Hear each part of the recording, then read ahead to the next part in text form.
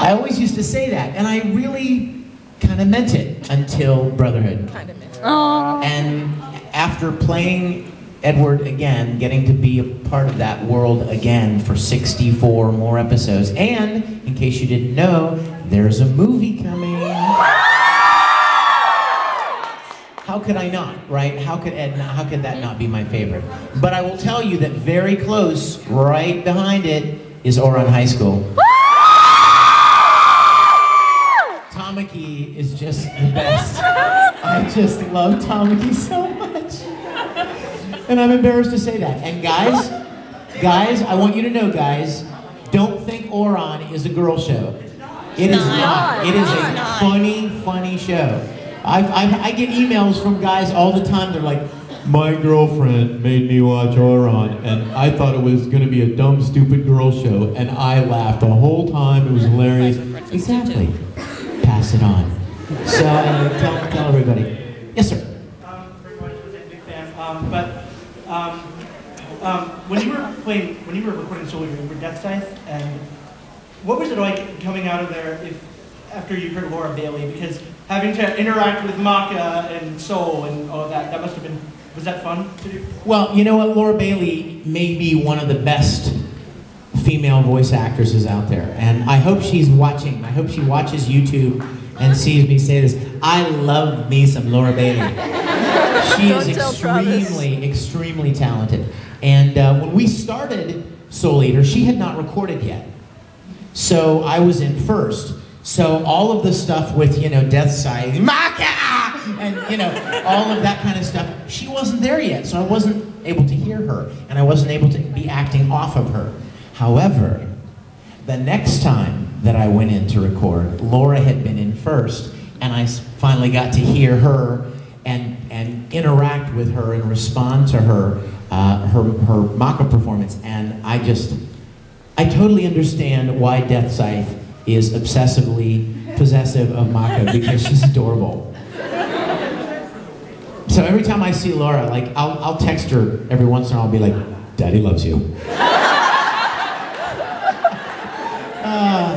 Yes, with the plumbing supplies. Okay, I have like a nonsense thing and then a non-nonsense thing. The nonsense thing would be, would you like to become one with Russia? Say no. It depends on what becoming one means. Okay, and it's more like non-nonsense questions. Like, I've been like 3 panels, and this is the 3rd panel and 4th panel, and you've never called me. I'm so, well, certainly by accident. I mean, it's just random. Okay. But today is your day. Yay! Okay.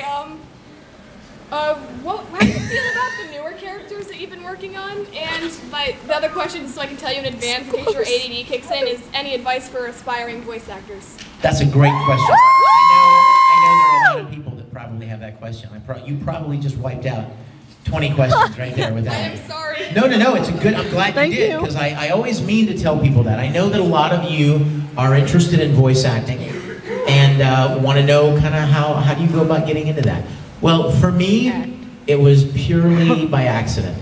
But let me answer, let's see. The first question was about newer characters that I play, right? I love every chance I get. I love every opportunity. I just flat out love what I do. So any opportunity to do this is a gift for me. Do you have like a favorite newer character? Like, are you falling in love with one of the characters? New characters that I've really enjoyed. Well, I loved Zero. I loved playing Zero. That was great. Yoshimori. Oh my gosh. I mean, I love him. So anyway, so now here's the big question. The nonsense question is about voice acting. There are 2 things, you guys, 2 things about voice acting. 1, acting. The key word in voice acting is acting. It's not about making funny voices. It's not about imitating somebody who makes funny voices. I hear people all the time say, oh, I can sound just like Homer Simpson, or I can sound just like Bugs Bunny, or I can sound just like Scooby-Doo. And I'm like, that's great, and that'll be awesome for you at parties. But there's already somebody doing Scooby-Doo.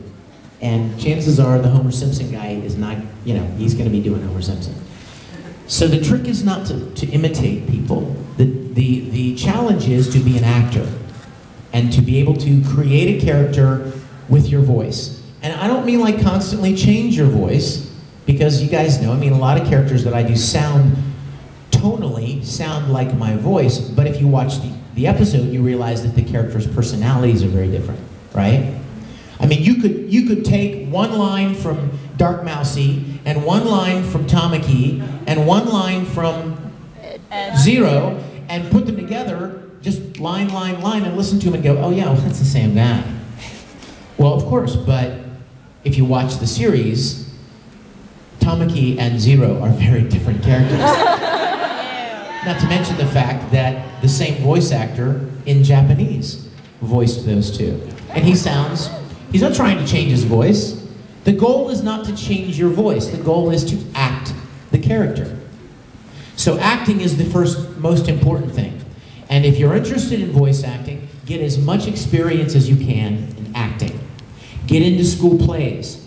Get into church programs. Get into community theater. Take acting classes, voice and diction classes. Become an actor. Because you know what? Every voice actor that I know is an actor first. I mean, they've been doing theater. A lot of us, I mean, I have a degree, a lot of us have degrees in theater. I mean, like, have been doing a lot of acting since we were very young. And that's the first thing I would encourage you to do if you're interested in voice acting. The second thing is, you have to be where the work is. I've used this example before, but if I wanted to be a country western singer, I would go to Nashville, country music capital of the world, right? You go where that kind of thing happens. You could be like the greatest voice actor God ever made. You could have the greatest natural talent as a voice actor, and if you live in Iowa, chances are you're not going to get many opportunities, you know? So you have to be where the work is. And where is the work? Los Angeles, Dallas, a little bit in Houston, a little bit in New York, and Vancouver, and a little bit in Toronto. But the biggest concentrated pool of it is Los Angeles.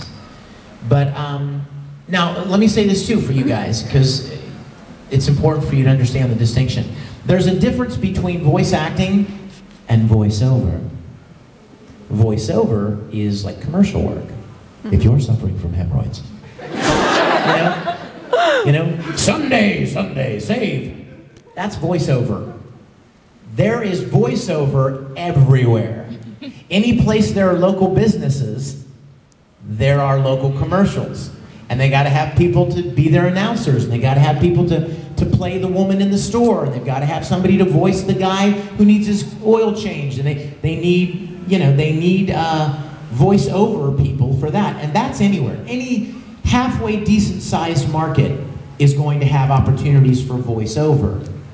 Voice acting series or playing a role that kind of ebbs and flows with emotion and extended like that, not a commercial, is voice acting, and there are only a handful of places that's done. So those are the two things: acting experience and location. Yes, sweetie. My question is, how did you and Puerto Rico two summers ago,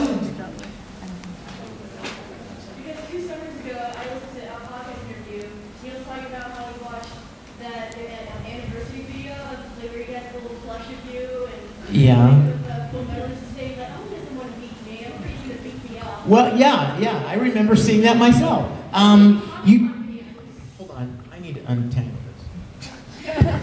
It's driving me crazy. At least you're not randomly It's making my OCD crazy. At least you're not randomly changing microphones like last year. Oh yeah. Did I do that? Why? Were they going out or something? Yeah. Or the mics keep falling on you. One was broken, another was too short. Wait, we're very close. Yes! Woo! Don't! You ended up with like the original microphone. Go. Okay, I got it now. Yeah, Lil Karibo. You know what? Lil Karibo's thing is parody, right? That's his thing. He makes fun of things and jokes about things and does funny things, and he's very good at it.